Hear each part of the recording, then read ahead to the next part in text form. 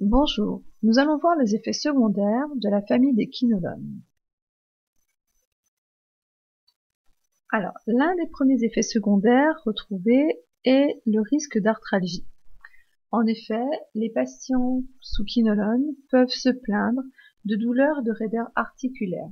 Il faudra être donc à l'écoute de ces patients, mais surtout être vigilant à l'antériorité éventuelle de ces douleurs qui peuvent être liées à autre chose, par exemple à de l'arthrose.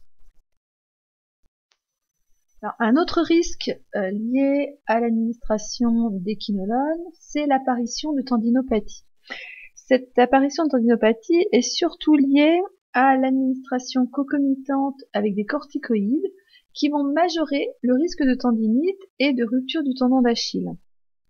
On sera donc très vigilant aux douleurs signalées, notamment par les personnes âgées déjà fragilisées de par le vieillissement, mais aussi par rapport aux sportifs qui peuvent faire des efforts importants et donc solliciter les tendons qui sont fragilisés par la prise du médicament. Il est important également de vérifier que le patient ne va pas s'exposer au soleil et aux ultraviolets pendant le traitement, mais aussi jusqu'à 4 jours après le traitement, car il présente un risque de photosensibilisation assez important. En fait, la photosensibilisation est la coloration rouge de la peau liée à la présence donc, du soleil ou des ultraviolets, et cette coloration peut être irréversible dans le temps. On a également un risque de retard de croissance osseuse engendré par la prise de quinolone. C'est pour cette raison qu'il sera en général contre-indiqué pour les femmes enceintes, les femmes allaitantes et l'enfant de moins de 15 ans.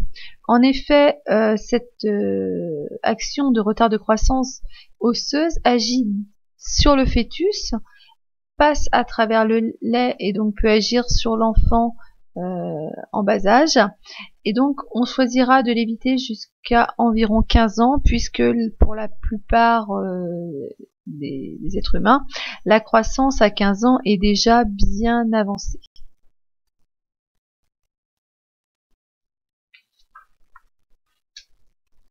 On retrouvera également chez cette molécule comme chez d'autres des risques de troubles digestifs à type de nausées, de vomissements, de douleurs abdominales qui peuvent être évités par la prise du médicament en cours de repas.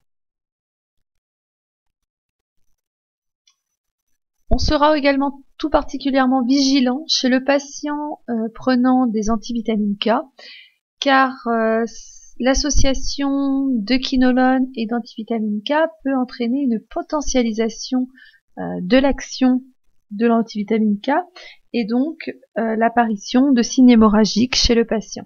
Donc il est important de le surveiller, mais surtout d'en informer le patient qui va peut-être prendre ce traitement encore quelque temps lors de son retour à domicile, et il faut qu'il soit donc un peu plus vigilant sur les signes hémorragiques qu'il peut déceler.